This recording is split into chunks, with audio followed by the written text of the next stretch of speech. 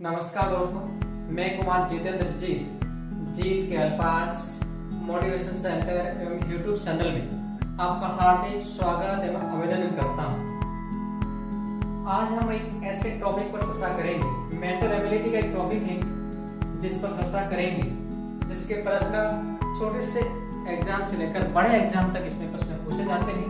छोटी सी गलती की वजह से उस प्रश्न को अपन गलत कर बैठते हैं, जहाँ हमारा शेयर हो पाना है वहां से हम पीछे हो जाते हैं। प्रतिदिन एग्जाम होने जा रहे हैं, लाखों की संख्या में अभ्यर्थी उसमें सम्मिलित होते हैं, किसी कारणवश उसमें पीछे रह पाते हैं।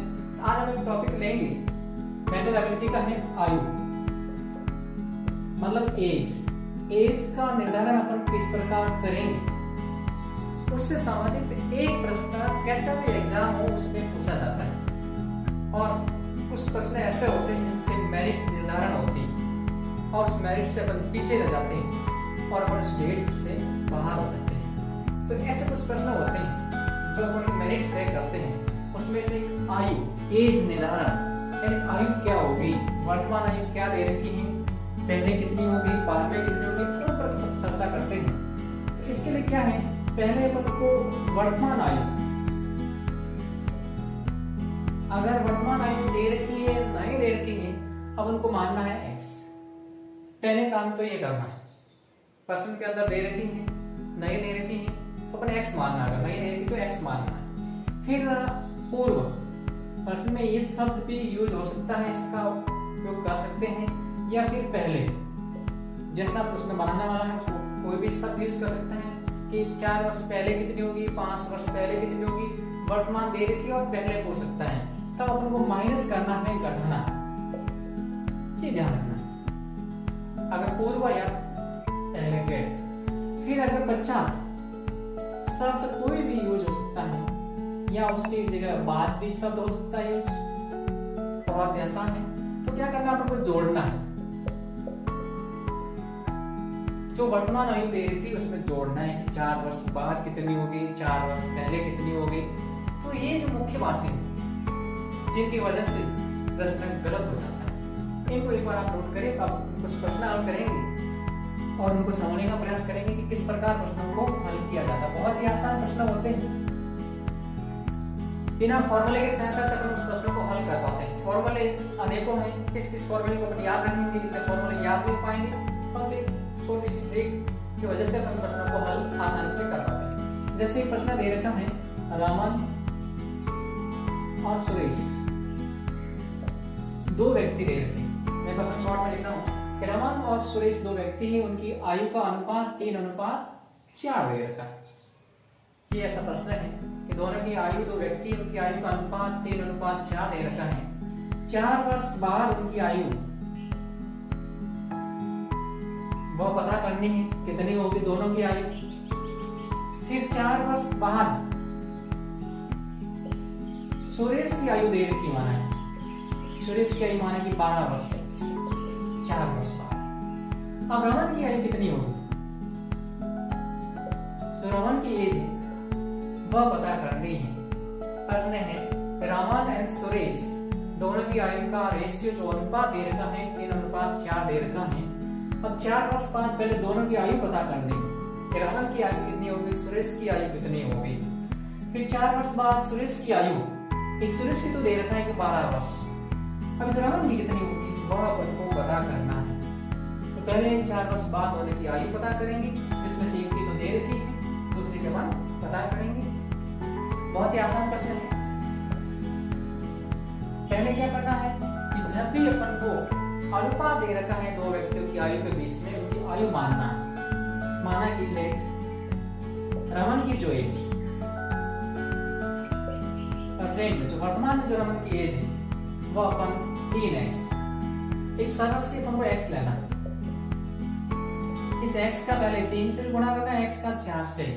रमन का जो रेशियो दे रखा है 3, इसको 3 से गुणा करेंगे तो 3x आ जाएगी। सुरेश का जो दे रखा है 4, उसका 4 से। सुरेश की जो एज, वर्तमान जो एज हो जाएगी, वर्तमान जो आयु हो जाएगी 4x। पहले अपन को वर्तमान जो देखना है, प्रेजेंट में कितनी आयु है वो पता करनी है। दोनों की जो वर्तमान आयु 3x और 4x, ये अपन अगर पता कर ली। अब 4 वर्ष बाद आफ्टर 4 वर्ष, मतलब 4 वर्ष बाद कितनी होगी। तो 4 वर्ष बाद अगर पता करें रमन की आयु,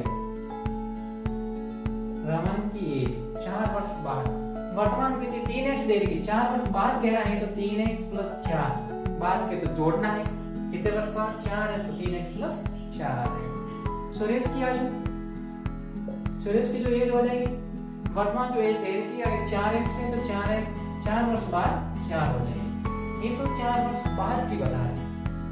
अब अपन को एक और है, कह रहा है कि 4 वर्ष बाद, आपने अगर प्रश्न लिखा होगा तो उसमें बताया था कि 4 वर्ष बाद सुरेश की आयु दे रखी, 4 वर्ष बाद जो सुरेश ने उसकी एज अपन को दे रखी कितनी है, 12 वर्ष दे रखी। 4 वर्ष बाद जो सुरेश की एज 12 वर्ष दे रखी, और यहाँ जो 4 वर्ष बाद सुरेश की एज कितनी आ रही, 4x प्लस 4 आ रही, वो अपन यहाँ लिख सकते हैं 4x प्लस 4 बराबर 12।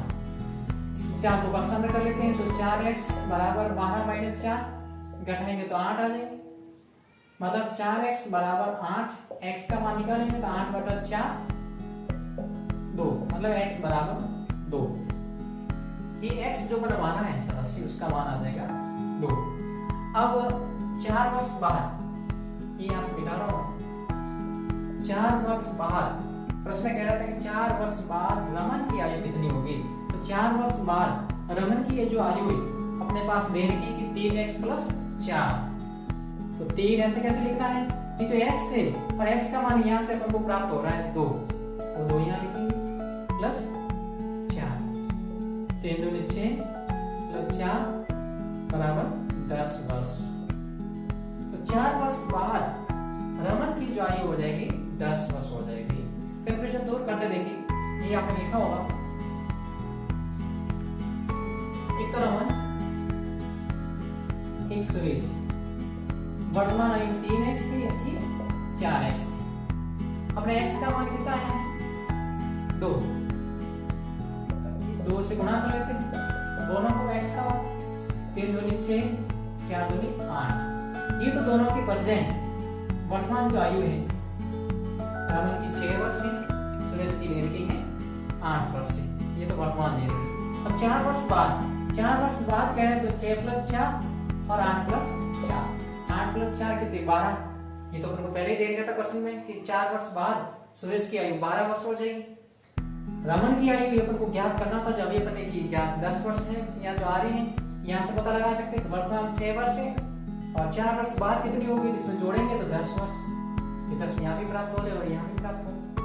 तो प्रश्न बहुत आसान आता है, प्रश्न को करने का थोड़ा तरीका बिना फॉर्मूले के साथ है, फॉर्मूले में घुस जाएंगे तो थोड़ा लंबा चौड़ा हो जाएगा। इस तरीके से अगर प्रश्नों को अपन हल करेंगे आसानी से प्रश्न सॉल्व हो जाएगा और अपना 100% वो प्रश्न सही हो पाएगा। तो जहाँ गलत होने की संभावना उससे अपन सही कर पाएंगे, जहाँ अपना मेरिट में जो प्राप्त किसी प्रश्न की वजह से पीछे रह रहे हैं उसमें अपन सही होगा। तो ये जो है एज निर्धारण, आयु निर्धारण से संबंधित प्रश्न है। और भी आप ऐसे प्रश्न, आपके पास बहुत सारी गाइडें होगी, उन गाइडों में से अगर किसी भी प्रकार के प्रश्न प्रति समस्या है तो उन प्रश्नों को आप हमारे कमेंट बॉक्स में अवश्य कमेंट करें, उस प्रश्न का जवाब आपको मिल जाएगा, या फिर आप हमारे व्हाट्सएप पर भी संपर्क कर सकते हैं, आपको उस प्रश्न का जवाब दे दिया जाए, कैसा भी प्रश्न हो किसी भी विषय के प्रति उस प्रश्न का जवाब दे दिया जाएगा और अच्छी तरह। फिर आता है करंट अफेयर्स, मतलब समसामयिक घटनाएं, इसकी वजह से भी कुछ प्रश्न हमारे गलत हो पाते हैं। प्रतिदिन दैनिक घटनाएं घटित हो रही है, उससे संबंधित प्रश्न आता है, जो एग्जाम हो रहा है उससे 6 महीने पहले क्या कुछ घटनाक्रम हुआ है, उससे संबंधित प्रश्न आता है। तो दैनिक समसामयिक के प्रश्न भी हमारे YouTube चैनल जो कम्युनिटी खंड दे रखा है उसमें दैनिक एक प्रश्न अपलोड किया जाता है। वही प्रश्न जो एग्जाम में पूछा जा सकता है, उसकी संभावना है, उस प्रश्नों को अपलोड किया जाता है। आप उन प्रश्नों को नोट करिए, उनके जवाब देने का प्रयास करिए, पता लग जाएगा कि आपका समसामयिक कैसा है, आपका गणित का जो स्तर कैसा है। अनेकों वीडियो है, अनेकों प्रश्न अपलोड किए जा चुके हैं, आप प्रश्नों को देखिए। किसी भी प्रकार की समस्या है कमेंट बॉक्स में कमेंट करें या हमारे मोबाइल नंबर पर संपर्क कर सकते हैं। और जो विद्यार्थी तैयारी कर रहे हैं, विद्यार्थियों तक इस वीडियो को शेयर करें, सब्सक्राइब करें